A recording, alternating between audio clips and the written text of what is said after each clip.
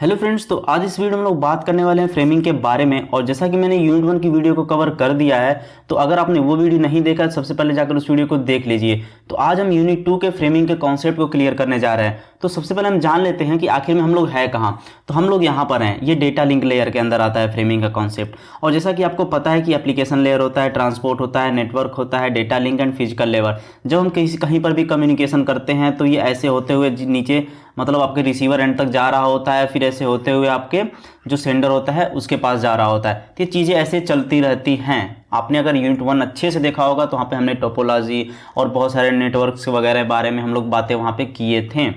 ठीक है, तो चलो आज हम बात करते हैं डेटा लिंक के बारे में। और इसमें फ्रेमिंग का जो कॉन्सेप्ट होता है बहुत ही इंपॉर्टेंट होता है, तो इसे बहुत ही ध्यान से आप लोग समझिएगा। तो सबसे पहले चलो हम बात कर लेते हैं फ्रेमिंग के बारे में। तो आखिर में फ्रेमिंग है क्या? फ्रेम तो आपको पता होगा कि एक तरह से, सबसे पहले जनरल चीज बता देता हूं कि आखिर में फ्रेम क्या होता है। कि आपको पता होगा कि एक फ्रेम क्या होता है। ऐसे होता है फ्रेम, और इसके अंदर आपकी यहाँ पे फोटो होती है ना। यानी कि चारों तरफ से एक बाउंड्री होती है और उस बाउंड्री के अंदर कुछ होता है, वही फ्रेम कहलाता है ना। तो उस फ्रेम के अंदर हम लोग अपनी फोटो डालते हैं, या फिर कहीं हम घूमने जा गए रहते हैं तो वहां की तस्वीर को डालते हैं, तो ये फ्रेम होता है। तो ऐसे ही कुछ मिलता जुलता कॉन्सेप्ट आपके कंप्यूटर नेटवर्क के अंदर आता है और वहां पे फ्रेमिंग हम लोग उसे कहते हैं। तो बेसिकली फ्रेमिंग का प्रॉब्लम क्या था, आखिर में क्या हुआ? अब देखो, on point two point links. अब देखो, पॉइंट टू पॉइंट लिंक्स क्या होता है कि आपको पता है कि इंटरनेट की दुनिया में हम लोग कम्युनिकेशन करते हैं, मतलब दो डिवाइसों के बीच में। जैसे कि मान लीजिए यहाँ पे आप हैं, यहाँ पर आपका दोस्त है, यानी कि एक पॉइंट ये हो गया और एक पॉइंट ये हो गया। मान लीजिए पॉइंट 1 हो गया ये, और ये पॉइंट 2 हो गया। तो इन दोनों पॉइंट को कनेक्ट करना, ठीक है, यही होता है on point two point link, यही होता है। और एंड लोकल एरिया नेटवर्क। अब लोकल एरिया नेटवर्क लैन वैन मतलब बहुत सारी चीज़ों के बारे में मैंने यूनिट 1 में बताया था, इसलिए पीछे की यूनिट जरूर देखा करिए। तो लोकल एरिया नेटवर्क में क्या होता है कि हम किसी एक बिल्डिंग के अंदर जो कंप्यूटर्स होते हैं, जब उन्हें जोड़ते हैं, कनेक्ट करते हैं, तो वहाँ पे लोकल एरिया नेटवर्क कहलाता है वो।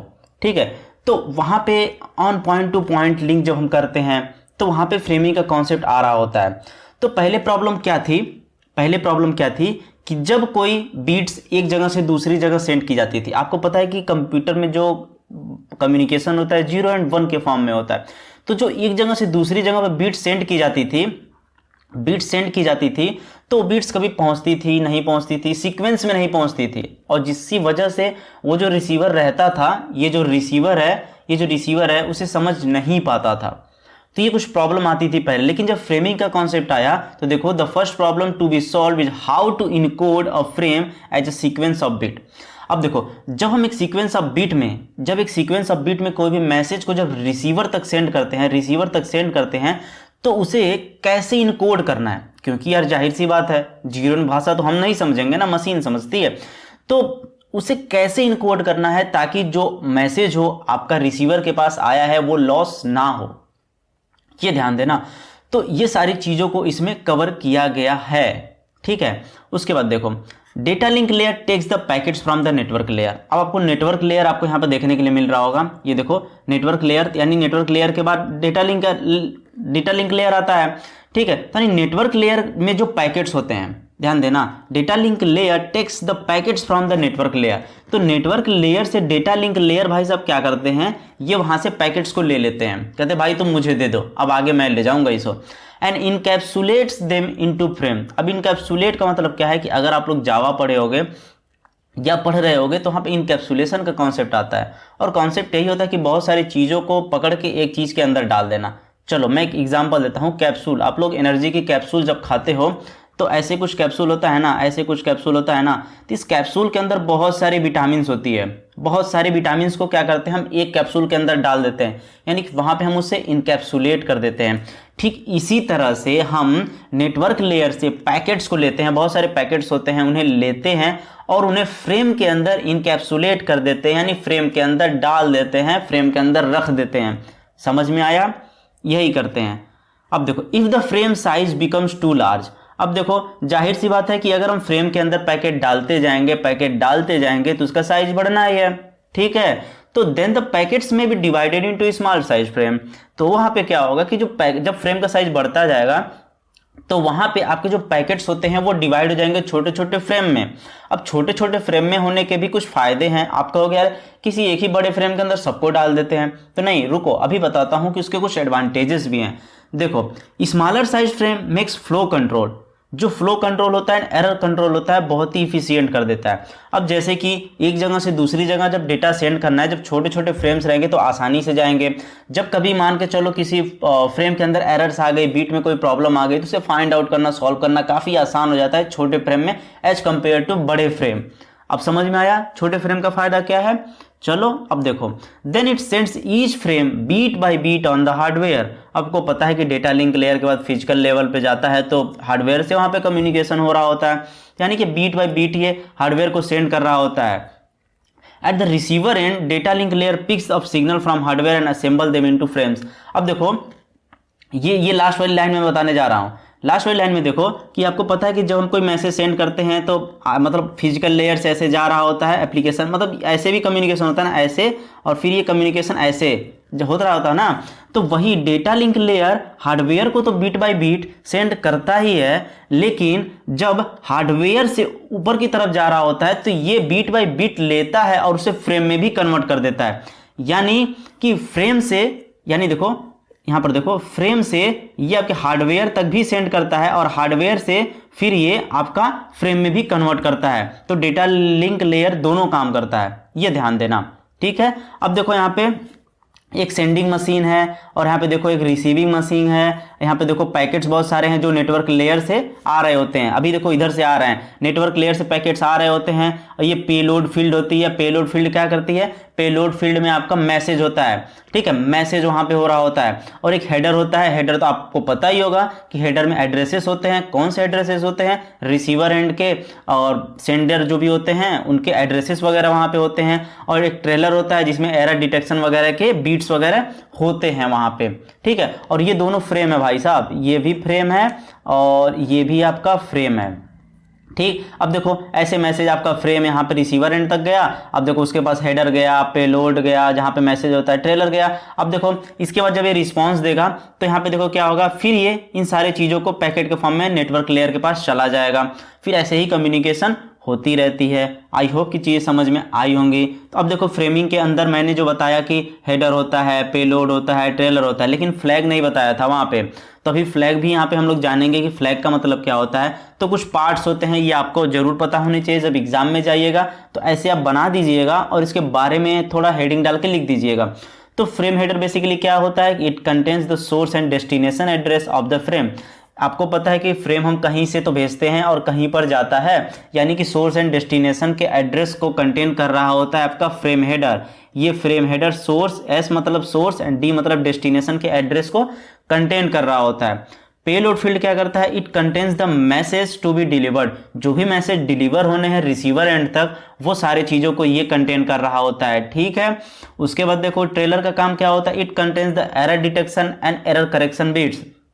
आपको पता है कि जब हम फ्रेम्स वगैरह सेंड करते हैं तो एरर तो आनी ही है, तो एरर जब आएगी उन्हें करेक्शन भी करना है, करेक्ट भी करना है। तो कुछ बीट्स वहाँ पे होती हैं जो error detection and error connection में हेल्प करती हैं। तो अभी आप सोच रहे होगे कि कैसे करते हैं, तो आगे वो चीज़ आने वाला है, आगे हम लोग डिस्कस करेंगे।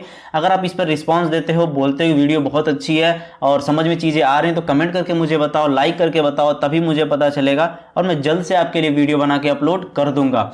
उसके बाद आपके एग्जाम में बहुत ही अच्छे मार्क्स आएंगे यार, मतलब रटना कुछ नहीं पड़ेगा, बस समझ के जाओगे, लिख के चले आओगे, ये है पक्का, ये समझ लो। उसको देखो फ्लैग क्या काम करता है? It marks the beginning and end of the frame. अब भाई साहब इसका खेल क्या है? इसका काम क्या है कि अब आपको पता होगा कि कोई फ्रेम अगर यहां से यहां तक है तो उसके पहले कोई मार्क्स तो लगाना चाहिए, कुछ सिंबल्स तो होना चाहिए कि यहां से रास्ता शुरू हो रहा है, ठीक है, यहां से रास्ता शुरू हो रहा है। तो यहाँ पे हम एक फ्लैग लगा देते हैं कि हाँ यहाँ से फ्रेम स्टार्ट हो रहा है। यानी कि मान चलिए यहाँ पे आपका घर है, यहाँ पे घर है, तो घर आपका जहाँ से स्टार्ट होगा वहाँ तो घर है ही ना, एक मान के चलिए वहाँ पे आपकी ज़मीन है ना, तो वहाँ से आपका घर से स्टार्ट हो रहा है, यानी फ्रेम की एक बाउंड्री है, वहाँ से स्टार्ट हो रहा है। फिर हेडर आएगा, पेलोड आएगा, ट्रेलर आएगा। अब भाई साहब कहीं जाकर रुकना भी तो है, ऐसा तो है नहीं चलते जाओगे नहीं ना, तो एक फ्लैग और लगाया जाएगा कि भाई साहब इसके आगे तुम्हें नहीं जाना है। एक एग्जाम्पल और ले सकते हो कि अपने इंडिया देश की बाउंड्री है, ये एक इंडिया देश की अपनी बाउंड्री है कंट्री की, और यहाँ से स्टार्ट होती है और यहाँ तक जाके एंड हो जाती है, और इसके बीच में हम लोग रहते हैं, हमारा एड्रेस जो भी चीज़ें हैं वो रहते हैं। यानी कि एक देश की बाउंड्री कहीं से स्टार्ट होती है, कहीं जाके एंड होती है। वैसे ही एक फ्रेम की भी बाउंड्री कहीं से स्टार्ट होती है, कहीं पे एंड होती है, और उसे हम लोग डिनोट करते हैं फ्लैग से। समझ में आया ना? बिगिनिंग एंड एंड को डिनोट करने के लिए, मार्क करने के लिए हम लोग यूज करते हैं फ्लैग का। चलो अब हम लोग बात करते हैं टाइप्स ऑफ फ्रेमिंग की। ये काफ़ी इंपॉर्टेंट है, इसे ध्यान से समझना, और कुछ है भी नहीं समझ जाओगे। फिक्स साइज फ्रेमिंग क्या होता है? नाम से ही आपको पता चल रहा है कि फिक्स साइज। आपको पता होगा कि कुछ लोग फिक्स्ड माइंडसेट के होते हैं, मतलब वो कहते हैं कि भाई ये है सही तो ये है, किसी और की बात सुनते ही नहीं है। ठीक है, अगर फिक्स साइज का मतलब देख सकते हो कि आप बोलते हो कि 2 लीटर का जग है तो ये 2 ही लीटर का है, ना इसमें 2 लीटर से ज़्यादा पानी आएगा, कम तो आ ही सकता है, 2 लीटर से ज़्यादा पानी आएगा ही नहीं आएगा इसमें पानी, यानी कि फिक्स्ड है। वैसे ही फ्रेम का भी साइज फिक्स हो जाता है, तो उसे हम फिक्स्ड साइज फ्रेमिंग कहते हैं। यानी कि उसमें एक लिमिटेड तक ही आपका जो भी पैकेट्स होंगे, जो भी डेटा होगा वो आएगा, उससे ज़्यादा नहीं आएगा। समझ में आया? फिक्स्ड का size of the frame is fixed and so the frame length acts as delimiter of the frame. Delimiter का काम क्या होता है? ये फ्लैग की तरह ही काम करता है, ध्यान देना। डेलीमीटर एक तरह का यार कैरेक्टर जैसा होता है, जो ये दर्शाता है कि यहाँ से बिगनिंग है और यहाँ तक एंड हो जाना है, तो डेलीमीटर वही यहाँ पे शो कर रहा होता है। तो आपको फ्लैग का एग्जांपल लेके आप इसे फ्लैग को समझ सकते हैं, फ्लैग को लेके कि डेलीमीटर फ्लैग होता है, ऐसे कह सकते हो। एक्चुअल में फ्लैग नहीं होता है, लेकिन फ्लैग जैसा ही होता है कि ये बिगिनिंग एंड एंड को दर्शा रहा होता है। ठीक है, तो दर्शा रहा होता है, तो यानी कि फिक्स्ड साइज की होती है, और यहाँ पे डेलीमीटर एक्ट करता है। अब देखो, it does not require additional boundary bits to identify the start and end of the frame. अब जैसे कि आपको पता है कि भाई ये जग है, जग भी मैं सिंपल जग दे रहा हूँ, ये एक जग है और इसमें आपका 2 लीटर से ज़्यादा पानी आना ही नहीं है, तो भाई हम बाउंड्री बनाएं क्यों बाउंड्री बनाएं? हमें क्यों ज़रूरत है ऊपर नीचे बाउंड्री लगाने की? तो हमें पता है 2 लीटर पानी आएगा, तो यहाँ पे हमें बाउंड्री लगाने की जरूरत नहीं पड़ती। यानी कि हमें फ्लैग लगाने की ज़रूरत, एक्स्ट्रा बीट वगैरह लगाने की ज़रूरत नहीं पड़ती है कि हमें रुकना है यहाँ से यहाँ तक, ये छोटा फ्रेम होगा, ये बड़ा फ्रेम होगा, ऐसा कुछ नहीं करना होता है। ठीक है, वहाँ पे आपका डेलीमीटर हेल्प कर देता है। अब देखो वेरिएबल साइज फ्रेमिंग। तो वेरिएबल साइज फ्रेमिंग बताने से पहले मैं एक एग्जांपल रियल लाइफ को बताता हूँ, इसे आप याद कर लेना, दिमाग में बैठ जाएगा। अब देखो सारे लोग मिडिल क्लास फैमिली के ही आते हैं। अब देखो बहुत हाई फाई का कोई नहीं है, ठीक है, तो सारे लोग मिडिल क्लास फैमिली के आते हैं और सारे लोग बहुत अच्छे हैं। तो हम लोग सारे लोग खेत वगैरह में तो गए होंगे, खेती में जाते हैं ना, खेत करने जाते हैं ना, तो वहाँ पे हम लोग कभी धान की फसल, कभी गेहूं की फसल होती है। तो धान का एग्जांपल लेते हैं, तो मान लीजिए आपका धान का खेत है, तो हम क्या करते हैं कि जब धान की खेती होती है, पानी की ज़रूरत होती है, तो हम क्या करते हैं, वहाँ से मिट्टी बाहर निकाल देते हैं, मिट्टी बाहर निकाल देते हैं और अपने खेत को थोड़ा गड्ढा बना देते हैं, फिर पानी चला देते हैं, पानी रहता है, धान बो देते हैं। तो वहाँ पे हमने मिट्टी निकाल के अपने खेत का साइज फिक्स्ड कर दिया कि भाई अब इसके अंदर ही पानी आना है। ठीक है, जैसे ही आपका पानी आता है फिर आराम से आप बंद कर देते हो, धान फसल कर देते हो। ना ही आपको कहीं कहीं किनारे बाउंड्री लगानी पड़ती है कि यार मेरा पानी अभी बाहर जाने लगेगा, किसी दूसरे के खेत में पानी चला जाएगा, तो कोई ज़रूरत नहीं होती है ना आपको बाउंड्री वगैरह लगाने की, तो आपका खेत फिक्स्ड हो गया साइज। तो वैसे ही फिक्स साइज फ्रेमिंग होती है, तो खेत वाला याद कर लेना। और वेरिएबल साइज फ्रेमिंग क्या होता है कि आपकी साइज वेरी करती रहती है। जैसे कि मान लीजिए ये आपका खेत है और इसमें मान लीजिए आपने मिट्टी नहीं निकाली आपने, अब क्या होगा यार यहाँ पे कि आपको यार चारों तरफ से मेड़ समझ रहे हो ना, मेड़ बाउंड्री कहते हैं ना उसे, तो बाउंड्री आपको बनानी पड़ेगी आपके खेत के चारों तरफ कि यार मैं पानी जब चलाऊं तो पानी बाहर ना निकल के जा पाए, किसी दूसरे के खेत में ना जाए। तो वहाँ पे साइज वेरी करने लगेगी ना, कितनी देर तक पानी चलाना, यार पानी किधर जाएगा किधर घुसेगा, तो काफ़ी चीज़ें होती है, तो वहाँ पे हमें बाउंड्री बनानी पड़ती है। तो ये फन एग्जाम्पल मैंने दिया, आई होप कि देखो हम लोग अगर रियल लाइफ में थोड़ा एग्जाम्पल लेकर चलेंगे तो हमें आसानी से चीज़ें समझ में आएंगी। चलो variable size and size framing क्या होता है? Size of each frame to be transmitted may be different. अब देखो जो भी, ध्यान देना, जो भी फ्रेम्स हम लोग सेंड करते हैं, मान चलो कोई फ्रेम इतना बड़ा हो सकता है, कोई फ्रेम इतना छोटा हो सकता है, कोई फ्रेम और छोटा हो सकता है, यानी कि जो फ्रेम की साइजेस होती हैं वो वेरी करती हैं, वो डिफरेंट हो सकती हैं। ऐसा नहीं है कि एक फिक्स साइज का ही फ्रेम होगा, नहीं, वो फिक्स साइज इसमें होता है, ये फिक्स साइज इसमें होता है, इसमें वेरी करता रहता है। Used in local area network LAN. Local area network का फुल फॉर्म वही है, लोकल एरिया नेटवर्क कहते हैं, उसे शॉर्ट में लैन कहते हैं।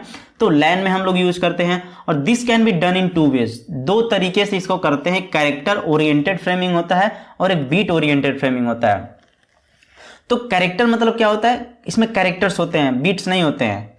ठीक है। और आपके जो बीट ओरिएंटेड होती है इसमें बीट्स होते हैं 0 1 के फॉर्म में होते हैं, ठीक। उसके बाद देखो कैरेक्टर ओरिएंटेड फ्रेमिंग में क्या होता है, फ्लैग, हेडर ये तो रहेगा ही रहेगा, और मैसेज आपका इसके बीच में आ जाएगा, ठीक है, इसके बीच में आ जाएगा। और यहाँ पर जो बीट ओरिएंटेड फ्रेमिंग होता है इसमें देखो बीट, फ्लैग वगैरह जो है ना, इसमें डेटा जो वगैरह है ना, ये आपके बीट के फॉर्म में आ जाएगा। Payload of variable number of bits, तो इसके अंदर आपका जो भी मैसेज वगैरह होते हैं वो सारी चीज़ें आपकी आ जाती हैं। तो आई होप कि सारी चीज़ें आपको समझ में आई होंगी, और अगर वीडियो अच्छी लगी तो वीडियो को जरूर लाइक करें। Thank you so much for watching this video.